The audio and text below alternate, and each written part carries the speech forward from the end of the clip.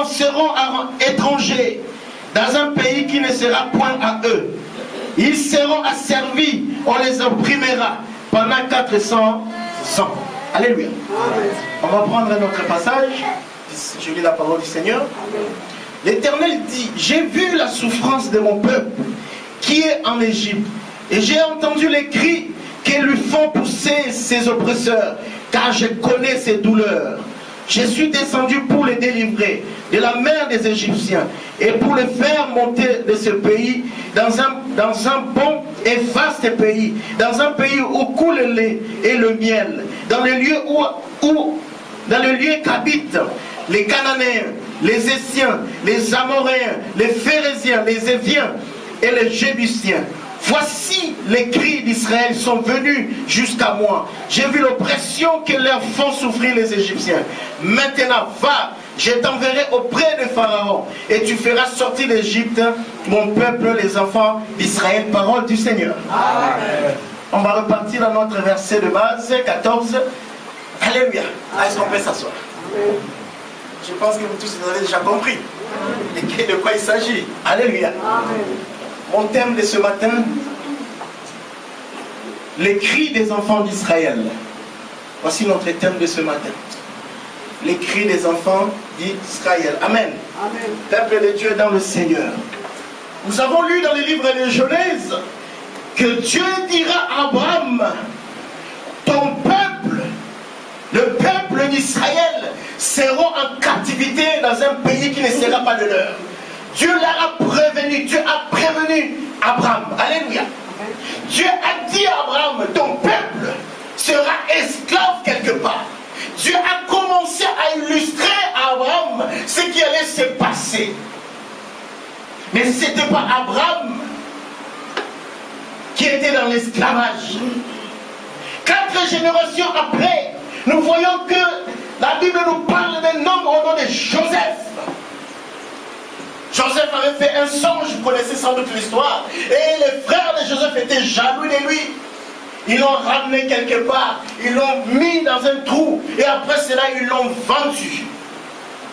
Et par après, Joseph a été vendu et ils l'ont ramené en Égypte.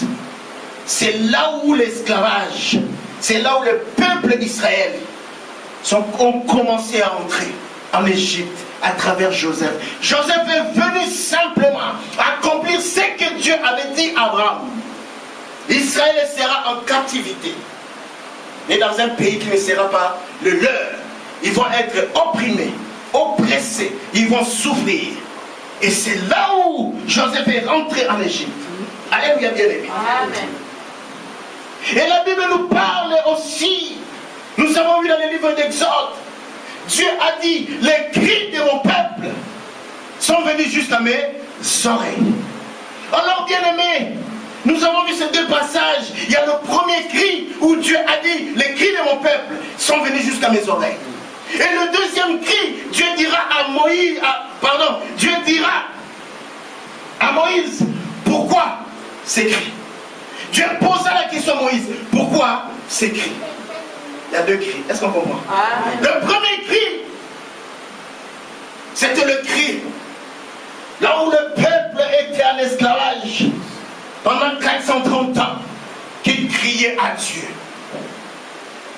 Ils criaient parce qu'il y avait la souffrance. Ils criaient à Dieu avec leurs lamentations, avec leurs pleurs, avec leurs chants, avec leurs prières. Ils criaient à Dieu. Est-ce que Dieu avait répondu? Donc Dieu est resté silencieux pendant 430 ans. Alléluia. Mais le silence de Dieu ne veut pas dire qu'il n'entend pas. Et le silence de Dieu ne veut pas dire qu'il est absent. Mais Dieu agit à son temps. Alléluia. Amen. La Bible dit il est le maître de temps et de circonstances. À son temps, c'est Dieu-là agit. Alors c'est quoi ton cri ce matin? C'est quoi ton cri ce matin? C'est quoi ton cri? Quel est ton cri ce matin devant ce Dieu-là? Ton cri c'est pour te lamenter? Ton cri c'est pour un mariage? Ton cri c'est pour un voyage? j'aime pas prêcher les voyages. Parce que ce n'est pas un Dieu des voyages. La Bible nous dit, recherchez premièrement le royaume des cieux et sa justice, tout vous sera donné par-dessus tout. Cherchez d'abord le royaume. C'est quoi ton cri, bien-aimé? J'ai entendu les cris de mon peuple. Dieu dira. Il a dit, moi-même l'Éternel, je suis descendu. Pourquoi? Pour libérer. Alléluia. Amen. Et le deuxième cri, c'était, ils avaient vu les Égyptiens. Ils étaient en face d'une situation. C'était un cri, je ne dirais pas de désespoir, mais un cri peut-être de défi. Un cri de moquerie. Un cri pour dire à Moïse, voilà, là où tu nous as emmenés. Ils sont en train de crier. Et nous, le peuple de Dieu, c'est ainsi que nous nous comportons aussi. Alléluia. Je vais arriver. On va me comprendre aujourd'hui. N'oubliez pas notre thème, les cris des enfants d'Israël. Avant que Dieu dise à Moïse d'aller libérer le peuple, Dieu avait d'abord armé Moïse. Dieu ne peut pas t'envoyer en mission s'il ne te donne pas les possibilités. Dieu dira à Moïse, quand tu entrais, Moïse avait une verge, un bâton. C'était le bâton qui devait faire des choses.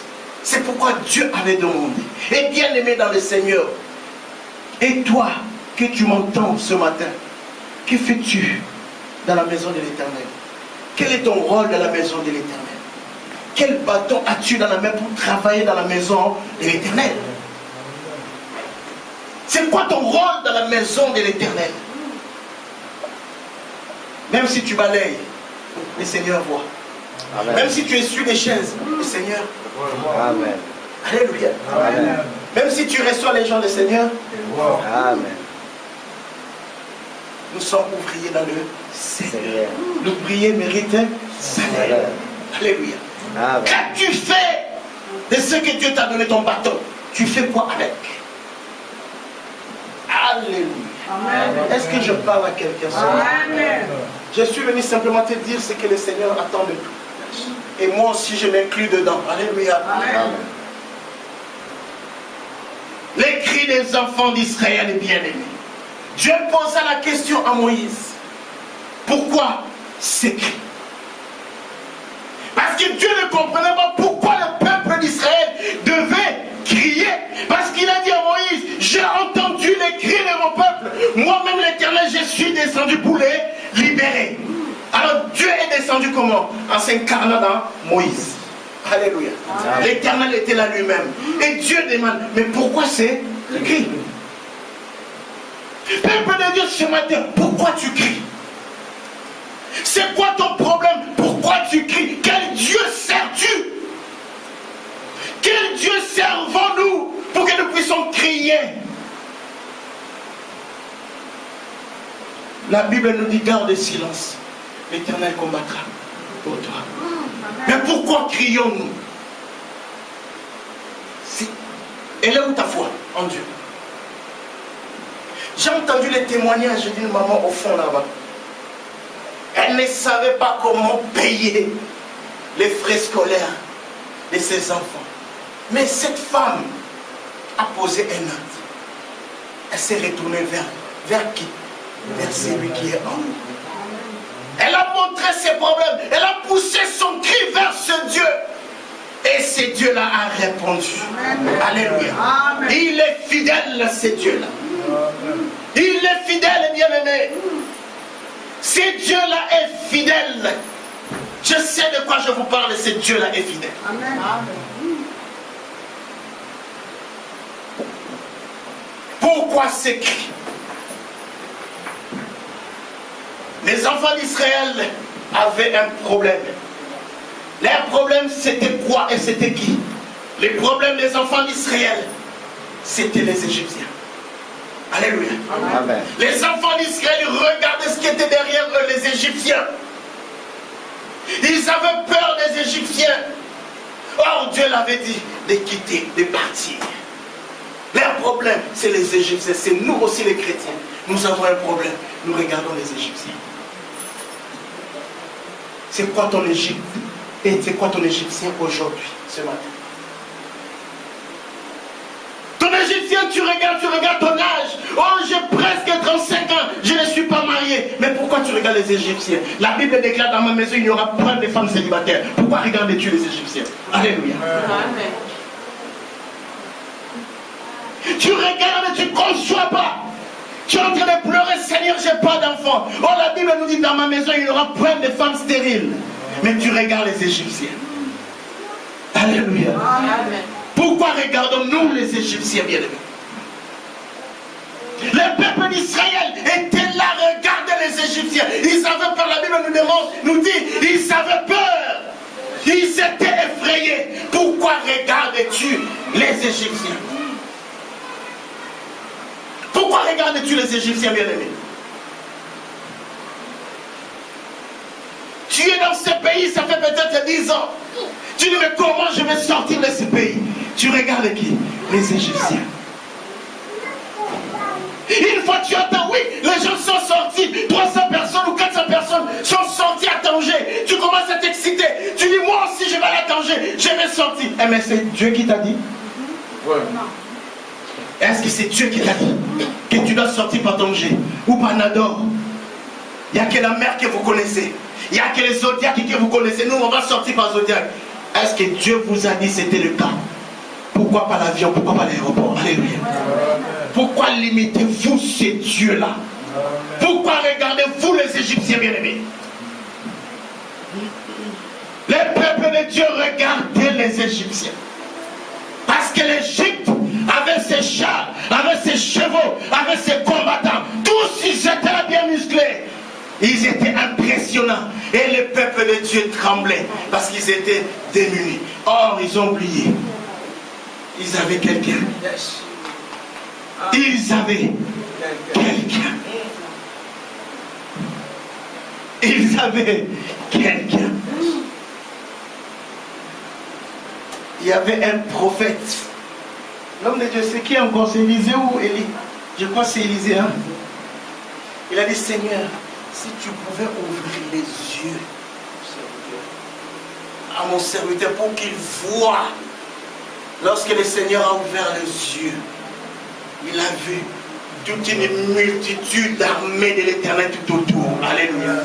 Alors pourquoi regardons-nous les Égyptiens, bien-aimés? Le peuple de Dieu regardait les Égyptiens. Ils avaient un problème. Ils poussaient des cris. Et à travers ces cris-là, Dieu veut simplement tirer gloire à ton cri. Amen. Alléluia. Amen. Ton cri que tu pousses, Dieu veut tirer gloire là-dedans. Parce que Dieu a tiré gloire au cri des enfants d'Israël. Dieu voulait tirer gloire. Il a dit, c'est pour ma gloire. Ton problème, ce n'est que la gloire de Dieu. Amen. La Bible nous dit tout ce que le Seigneur fait est bon. Si tu es au Maroc, tu traverses des situations difficiles. Dieu veut ainsi, c'est une école. Amen. Lorsque je regarde ma femme, je bénis le Seigneur. Vous savez pourquoi? J'ai eu l'invitation depuis 2012 à venir au Maroc. J'ai toujours dit, je viendrai. Pourtant, je suis derrière. Comme on m'a dit, tu es ici derrière. De 1h30, 1h45 d'avion, je suis au Maroc. Depuis 2012, l'homme de Dieu, je repousse toujours. Je repousse toujours mon invitation. Pourquoi? Pendant ces temps, Dieu préparait. Yes. Dieu préparait une femme. Si je venais en 2012, je n'allais pas rencontrer Ève. C'est la vérité. Seigneur m'a béni avec une belle femme. Amen. J'ai quitté l'Europe. Et pourtant, ils y sont. Hein? Mais le Seigneur m'a béni au Maroc.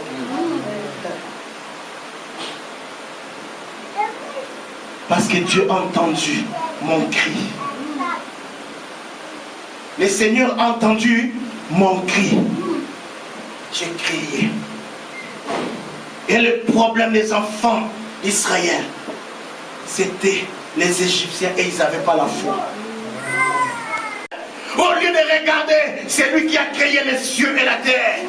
Et il regardait simplement les Égyptiens. Il regardait les chars, il regardait les chevaux, il regardait les armes. Mais leurs yeux n'étaient pas focalisés. C'est lui qui a créé les cieux et la terre.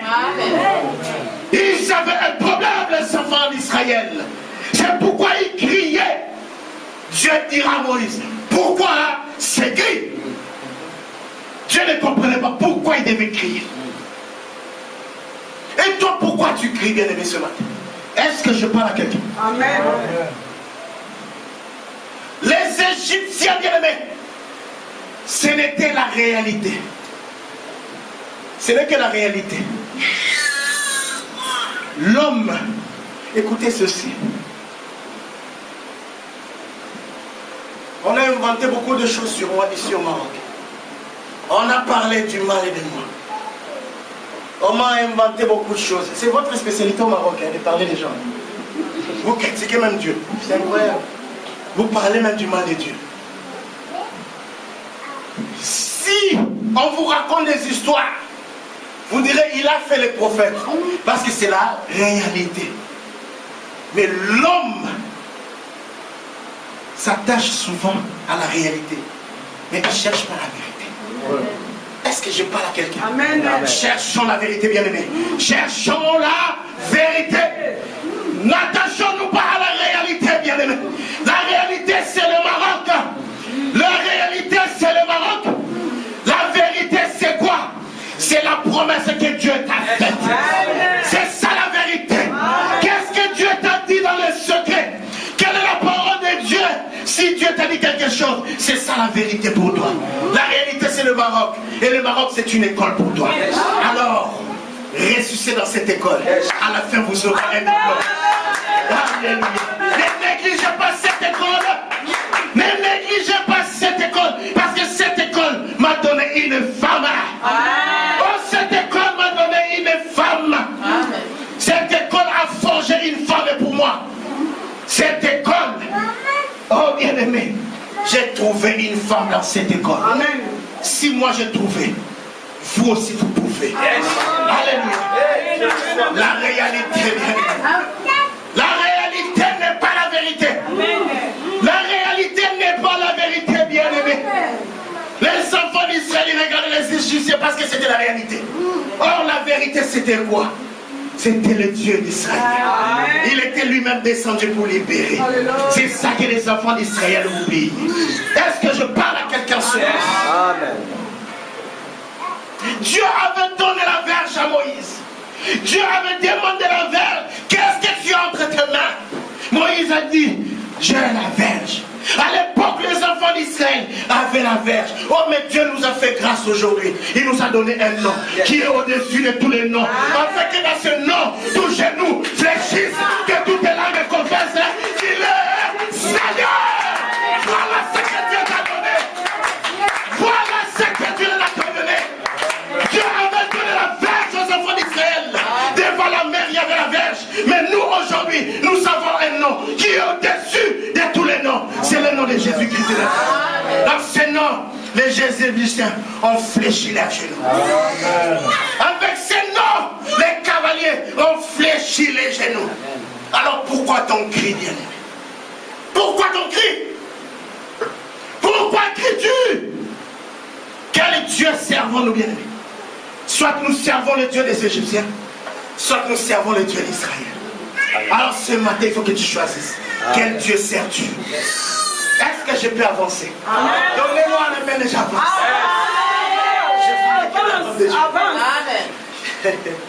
Alléluia.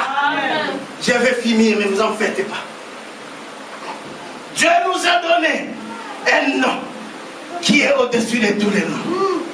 Et les enfants d'Israël aussi avaient un deuxième problème, bien aimé. Vous savez c'est quoi le problème? C'était la mer. Alléluia. La mer rouge était le problème aussi d'Israël. Israël était devant la mer Rouge. Ils ont dit, mais c'est Moïse est fou.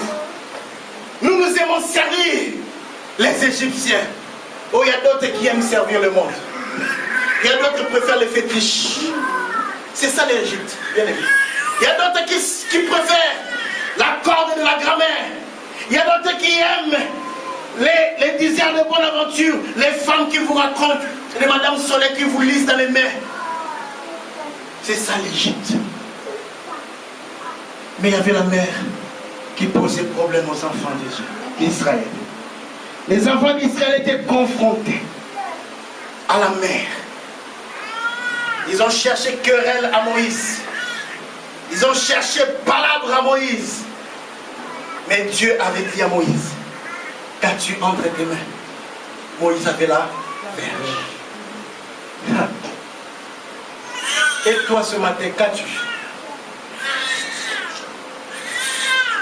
Qu'avons-nous ce matin? Qu'avons-nous ce matin, bien-aimés? Moïse, lui, il avait les bâtons. Et les mêmes bâtons, bien-aimés, Dieu a utilisé ça aussi. C'est pas si ton problème a été résolu à Tanger. Ne pense pas que le problème de ta voisine, ton voisin sera résolu aussi à Tanger, non. Chacun a son problème. Chacun a sa destinée. Chacun a sa promesse. Alors je viens vous dire ce matin, n'enviez point. Chacun a son problème. Chacun a son alliance avec Dieu. Si Dieu a fait pour moi au Maroc, peut-être vous Dieu fera ailleurs. Malgré Moïse avait le bâton. Dieu avait permis à Moïse d'avoir la verge. Et la même verge, Dieu l'a utilisée autrement. La même verge, nous la trouvons dans la tribu de Juda. Cette verge-là, avec les tribus de Juda, c'était pourquoi? Pour la royauté. Amen. Est-ce qu'on me suit? Amen. Vous connaissez l'histoire, non? De ce bâton. Le même bâton, Dieu avait donné aussi. Mais c'était pour autre chose. C'était pour la royauté. Aaron aussi avait un bâton. Le bâton d'Aaron, c'est pour qui symbolisait le sacerdoce de Dieu. Et le bâton de Moïse, c'était pour l'autorité. Alléluia. À chacun a son problème. On peut avoir le même passeport, les deux visages différents. On nous envoie à Tanger ou à Kazan. Peut-être que moi on va m'arrêter, toi tu vas passer. Chacun a son bâton. Alléluia. Est-ce qu'on me comprend? Amen. C'est pourquoi on en vient. Alléluia. Je parle à quelqu'un ce matin. Pour cela, arrangeons la communion avec Dieu. Soyons en intimité avec Dieu. Dieu agit à sa façon. Tel qu'il a agi pour moi, peut-être il agira autrement. Avec mon frère, ma soeur. Avec autrement. Il est Dieu. Le même bâton de Moïse était devant la mer Rouge. Alléluia. Et le peuple criait toujours. Alléluia. Mais Dieu aussi a utilisé autrement. Lorsque les peuples d'Israël sont sortis pour entrer dans le pays où coule le lait et le miel, parce que Dieu les avait promis, là où coule le lait et le miel, Dieu n'avait plus utilisé la verge de Moïse. Dieu n'avait plus utilisé Moïse, mais Dieu avait utilisé l'arche avec les sacrificateurs. Entrer dans l'eau. Alléluia. Dieu est multisystème. Malgré les peuples criaient, malgré qu'il y avait des agitations, Dieu a dit aux sacrificateurs d'entrer. Lorsque les sacrificateurs sont entrés avec l'arche, la mer s'est séparée. Les Jourdains s'est séparés. Pourquoi? Dieu est multisystème. Devant la mer Rouge, nous avons vu la verge. Et devant les Jourdains bien-aimés, c'était les sacrificateurs et l'arche qui ont ouvert de l'eau. Alléluia. Et Élie, il a ouvert le Jourdain aussi avec son manteau. Là aussi on voit que Dieu a utilisé autre chose. Dieu a utilisé aussi quoi? Le manteau. Il est multisystème. J'insiste bien aimé, n'enviez personne. Tel que Dieu a fait pour moi, il fera autrement pour toi. Je viens de dire à quelqu'un ce matin, pourquoi ce cri? Alléluia. Pourquoi ce cri? Pourquoi cries-tu? La Bible me parle d'un homme qui était dans la barque, qui a crié aussi. Qui criait, Maître, on va mourir, on va couler. Oh, ce jour-là, Dieu aussi a illustré autre chose. Il a donné un nom. Il a envoyé un homme. Lui aussi, pour calmer ses eaux, il a marché sur ses eaux. Il a marché et il a fait taire la tempête. Cet homme, il s'appelle Jésus-Christ de Nazareth. Parce que Pierre a crié. Et cet homme, il était là, il regardait. Il a marché sur les eaux. Il a dit, toi aussi tu peux venir. Simplement la foi. Alléluia. Pourquoi crions-nous? Bien-aimé dans le Seigneur, lui aussi, il a crié sur la croix. Lui aussi, il a crié. Afin que toi et moi, nous puissions plus crier. Que le Seigneur vous bénisse.